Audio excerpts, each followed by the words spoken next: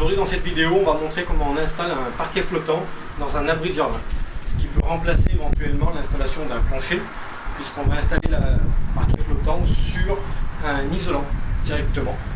Donc ici, dans le cadre de cette démonstration, on est sur un plancher qui est en lame de terrasse.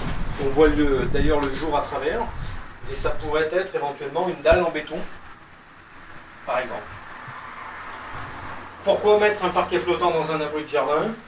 Tout simplement parce que lorsqu'on met un plancher massif, on propose nous éventuellement des planchers en massif qui sont cloués directement sur des lambourdes. Et l'inconvénient, c'est que les vitres de l'abri de jardin apportent de la chaleur, des rayons du soleil. Et de ce fait-là, les lames du plancher se rétractent en été. Et donc vous pouvez avoir un écart entre chaque lame. C'est pas forcément très esthétique. Ça peut être difficile à nettoyer. Alors que quand on est sur un parquet flottant, on évite la dilatation du bois puisqu'on est sur un MDF, donc c'est des particules de bois. Et ça a l'avantage de beaucoup moins se dilater, notamment à la chaleur. On a besoin pour cela d'un parquet flottant d'une qualité importante. C'est-à-dire que là on est parti sur une qualité AC5. Vous pourrez le voir sur les emballages. AC5, aujourd'hui le parquet flottant, il y a 6 classes de parquet flottant. AC1 jusqu'à AC6. AC5, c'est pour tout ce qui est restaurant, magasin, petit magasin. C'est une classe très résistante.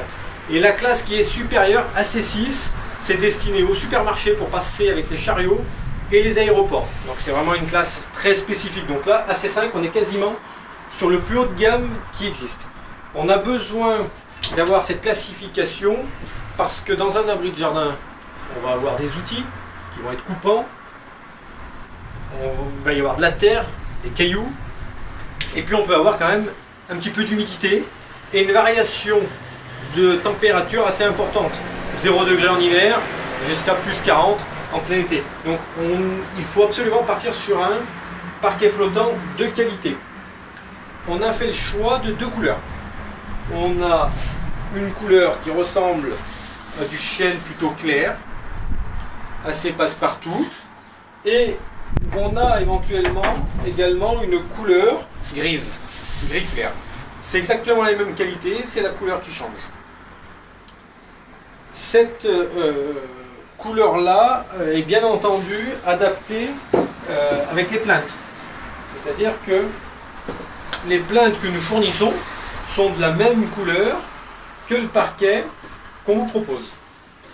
Alors, lorsque vous achetez un kit, un parquet flottant chez nous, vous avez le kit complet pour adapter à l'abri de jardin.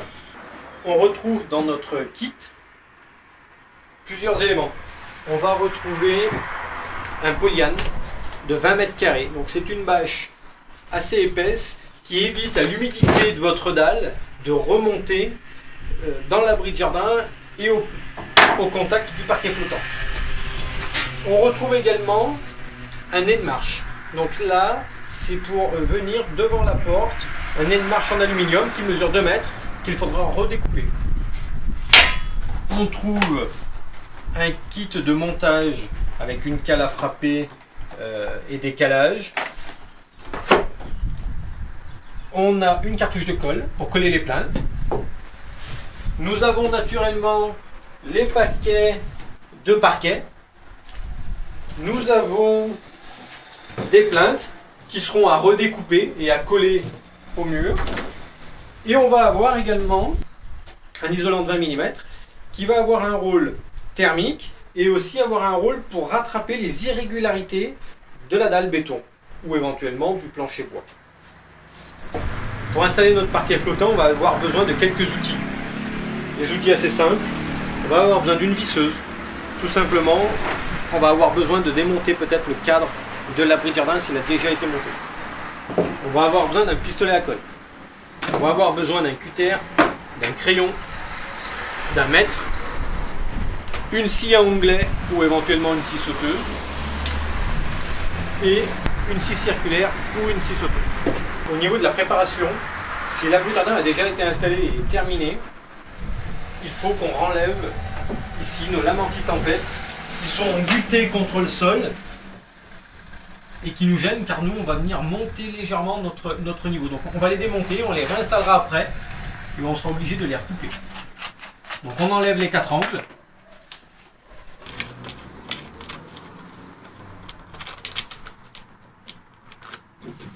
Pour éviter les découpes dans le parquet flottant, je préfère démonter la planche ici qui tient le cadre de la porte. Comme ça me permettra d'avoir le parquet flottant qui sera tout droit ici au niveau de la porte. Avant ça, je vais mesurer l'écartement entre mes deux planches de manière à découper mon nez de marche. Donc, je prends ma cote jusque là et je note 144 cm pour m'en rappeler tout à l'heure.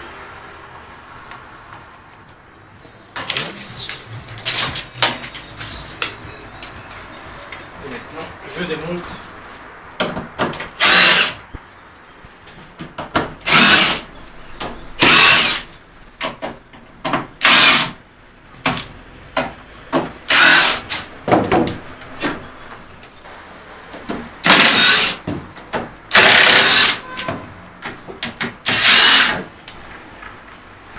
Donc maintenant, on va pouvoir étaler notre polyane.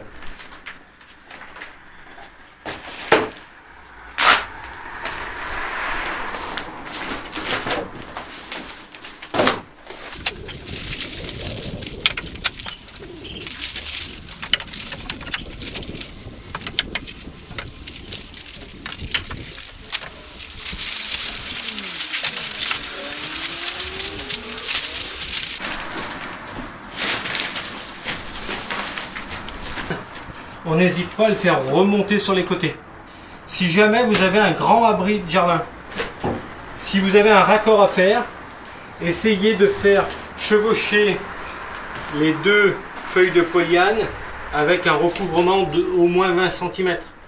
Vous pouvez éventuellement le scotcher si ça peut vous aider à le maintenir. Maintenant qu'on a mis notre polyane, on va venir poser notre isolant qui fait aussi office de sous-couche. L'isolant, on le met perpendiculairement au sens de pose du parquet flottant. Le parquet flottant, on va venir le poser dans ce sens, dans le sens du nez de marche. Parce que le nez de marche, il revient par-dessus le parquet flottant et c'est pas toujours simple de venir le clipser et le faire passer sous le nez de marche. Donc je préfère commencer par le côté du nez de marche et je finirai au fond de la bretelle. Donc je viens poser mon isolant tout simplement. Et donc ici j'ai bien mon polyane qui vient par-dessus et je viendrai le rabattre et je poserai mon parquet flottant par-dessus. Alors il y a deux astuces. Adapter votre isolant à la cote de l'abri. Alors soit vous mesurez, soit vous en replacez un dessous avec celui-ci par-dessus et vous découpez.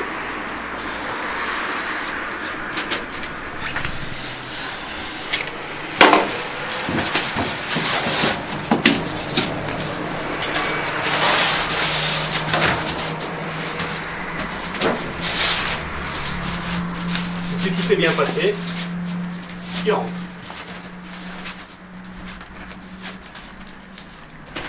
Ensuite, je repars avec la chute au démarrage.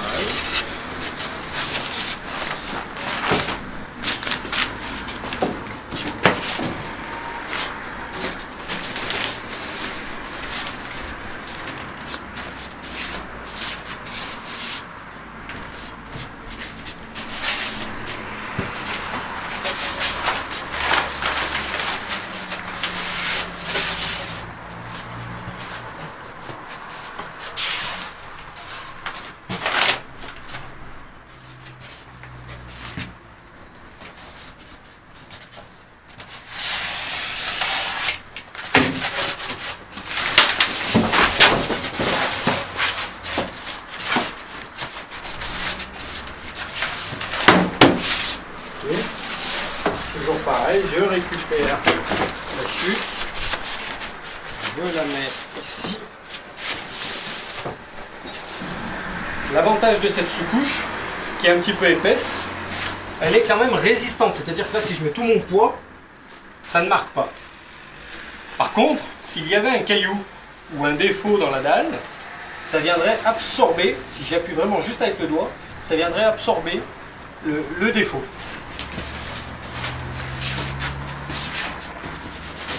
Donc maintenant qu'on a fini de poser l'isolant, qui fait office de sous-couche, on va venir poser le nez de marche.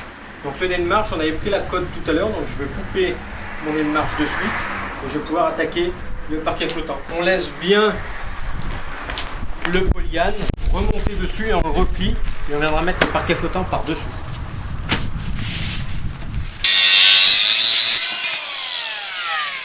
Je viens de découper le seuil. On voit ici qu'il y a un petit ergot qui va venir contre le seuil de la porte, rentrer à l'intérieur. Ici, j'ai des trous pour venir mettre des vis. Alors c'est bien si vous avez un plancher en bois. Si vous avez une dalle en béton, c'est délicat ici d'aller le visser. Je ne conseille pas forcément de le visser. Simplement, avec le parquet flottant, il sera coincé. Et le parquet flottant va venir se loger ici, dans la rainure. Et donc on le met tout simplement comme ceci. On le centre de chaque côté et on appuie pour le passer sous l'isolant. Voilà. Et donc ici j'ai mes vis, mes trous. Je vais pouvoir le maintenir dans mon plancher bois. Maintenant passer à l'étape de la pose du parquet flottant. On a donc un kit de pose.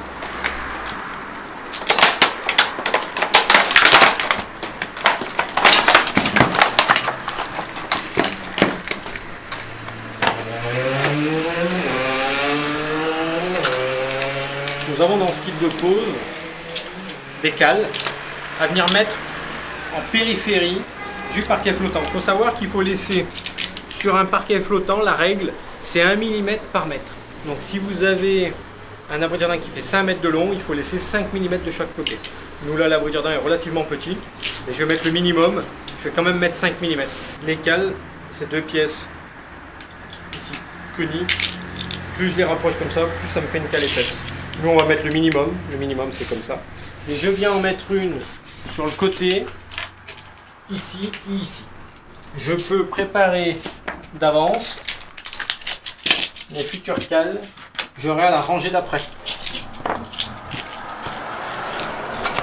Voilà. Donc, ici et ici.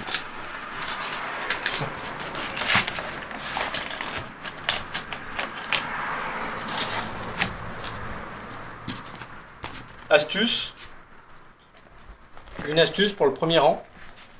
Je vous conseille d'abord de clipser les 2 premières rangées et ensuite de venir pousser le tout pour venir le glisser sous le nez de marche. Donc on va maintenant découper la lame.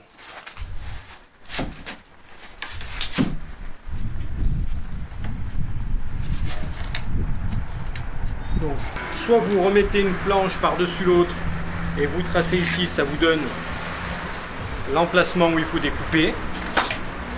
Si vous avez un doute, je reprends cette lame. J'ai ma lame qui est en dessous. Je mesure ici. Je déduis. Je laisse mes cales. Je prends la cote depuis ma cale jusqu'à ici. J'ai 91,5. Et je contrôle ici, de là, jusqu'à là. J'ai bien la bonne cote. Première rangée est assez simple. On a juste besoin de lever. On s'aligne et on descend.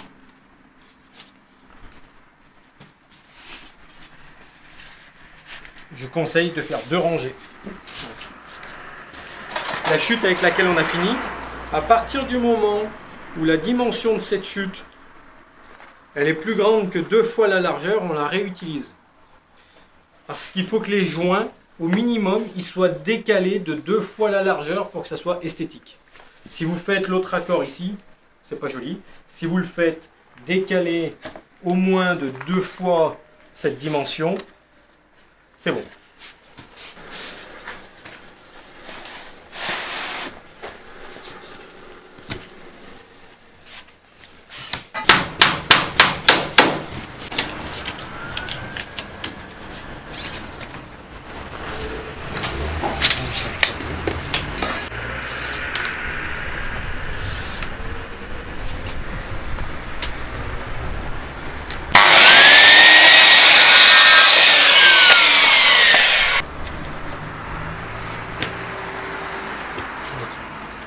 lorsqu'on est trop proche de l'autre côté pour pouvoir rentrer la lame, on utilise cette pièce-là qui est fournie.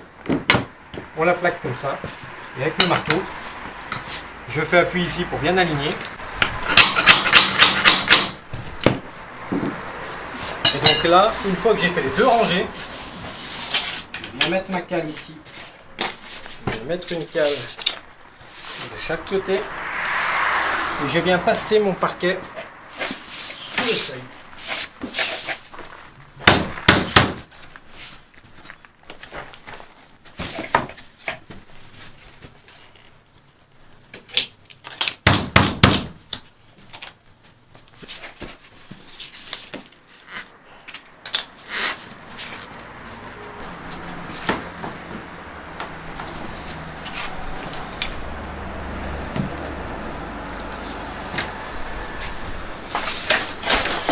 Et ainsi de suite. La chute qui reste ici, on peut l'utiliser, mais elle n'est pas très grande. Quand elle fait cette dimension-là, je préfère qu'on la laisse de côté. Donc je repars avec une pièce entière.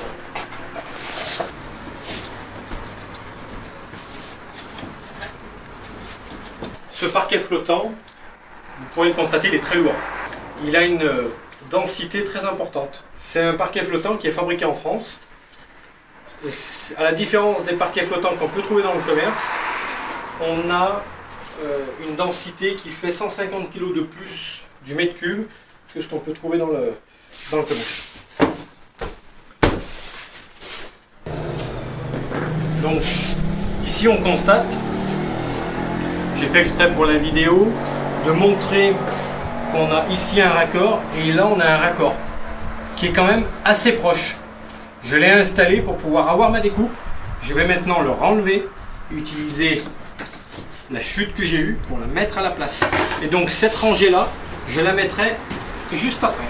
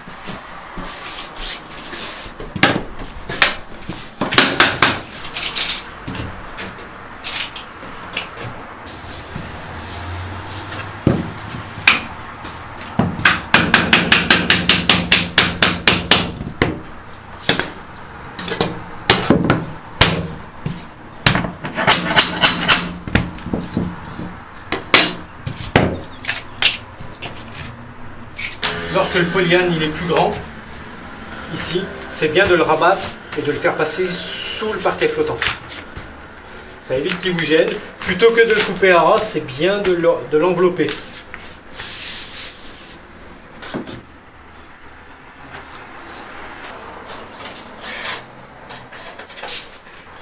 Maintenant, on va faire une découpe sur cette petite bande.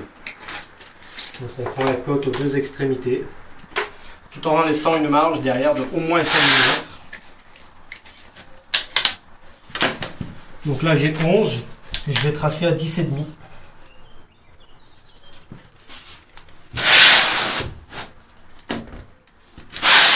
Logiquement c'est parallèle. Pour faire une coupe droite, je me sers d'une autre lame pour tracer. Et donc maintenant il suffit de couper soit la scie sauteuse. Si on coupe à la scie sauteuse, c'est bien de le faire éventuellement à l'envers. Soit je le coupe avec une scie circulaire.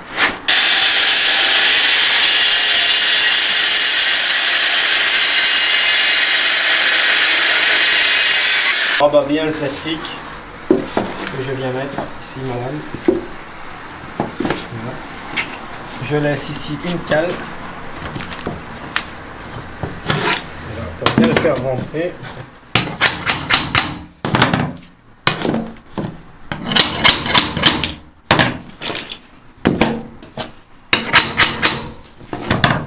Et je passe à la suivante.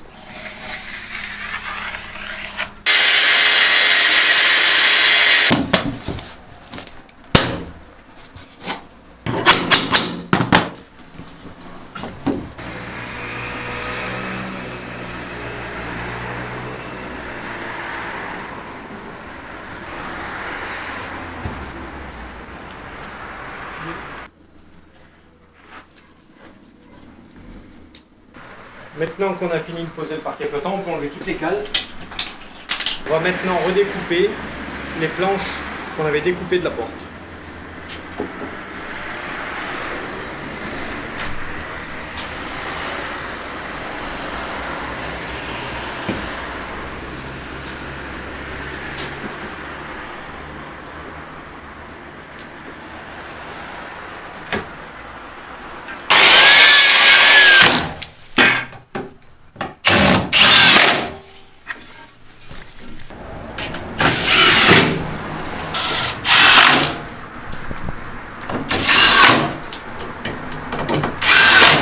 Maintenant, on va installer les plaintes. Donc, je vais prendre des cotes pour faire une coupe à 45 degrés.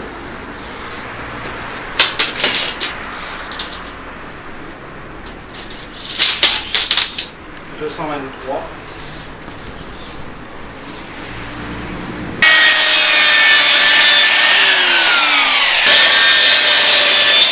Donc, on présente les plaintes.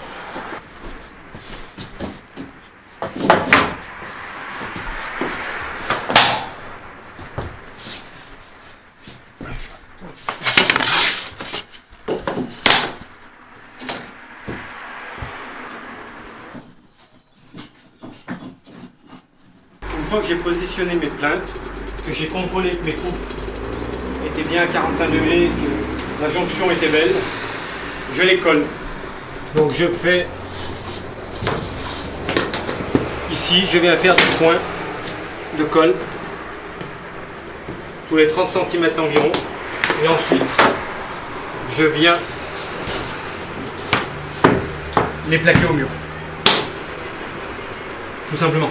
Je fais une pression et je passe au suivant. Une fois qu'on a fini de poser le parquet flottant, on va venir repositionner nos lames anti-tempête. Donc pour ça, il va falloir les redécouper. J'ai mesuré en haut, au niveau du boulon, pour être au milieu ici. Donc mon boulon doit être ici. Et donc je viens prendre la cote et je trace ici et je découpe. Lorsque je repositionne ma lame anti-tempête, je fais attention ici, il faut que j'ai au minimum 3-4 cm. Au moins la hauteur ici de dilatation. Les murs ils montent et ils descendent, donc il faut bien penser ici à avoir un espace de dilatation.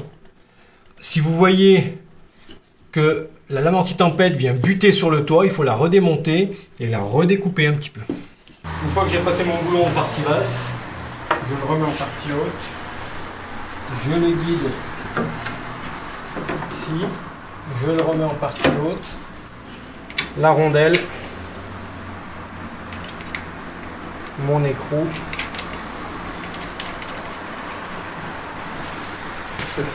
Et on répète l'opération dans les 4 angles.